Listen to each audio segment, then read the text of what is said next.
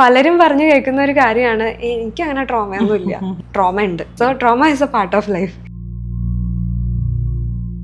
എപ്പോഴും ചലഞ്ചസ് വരുമ്പോൾ തന്നെയാണ് നമ്മൾ അതിലേക്ക് നോക്കാനായിട്ട് തയ്യാറാവുന്നത്. പക്ഷെ അതല്ലാതെ തന്നെ ഞാൻ ഒരു മാരീഡ് ലൈഫിലോട്ട് പോകുമ്പോൾ എനിക്ക് എൻ്റെ ബിലീഫ്സും കാര്യങ്ങളും അതിനെ അഡ്രസ്സ് ചെയ്ത് ഓക്കെ എൻ്റെ ഉള്ളിൽ എന്തെങ്കിലും തോട്ട്സ് വരുന്നത് ഒരു എംപവേർഡ് സ്റ്റേറ്റിൽ നിന്നാണോ എന്നൊക്കെ മനസ്സിലാക്കിയിട്ട് മുന്നോട്ട് പോകാനും ഒരു ഓപ്ഷൻ ഉണ്ട്.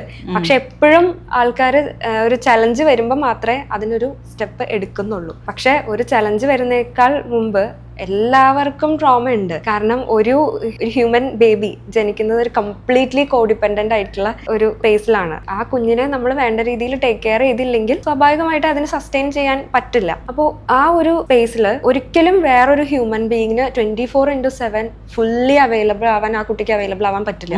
And because of that trauma ഉണ്ട്. ട്രോമ എന്ന് പറയുമ്പോൾ എൻ്റെ ലൈഫിൽ എനിക്ക് സംഭവിച്ച കാര്യങ്ങൾ മാത്രമല്ല, എനിക്ക് എന്നെ വളരെ നല്ല രീതിയിൽ എൻകറേജ് ചെയ്യുന്ന ഒരു പാരന്റ് അല്ലായിരുന്നു എനിക്ക്. അതൊരു ട്രോമയാണ്. പലരും പറഞ്ഞു കേൾക്കുന്ന ഒരു കാര്യമാണ് എനിക്ക് അങ്ങനെ ട്രോമയൊന്നും ഇല്ല. So trauma is A part of life.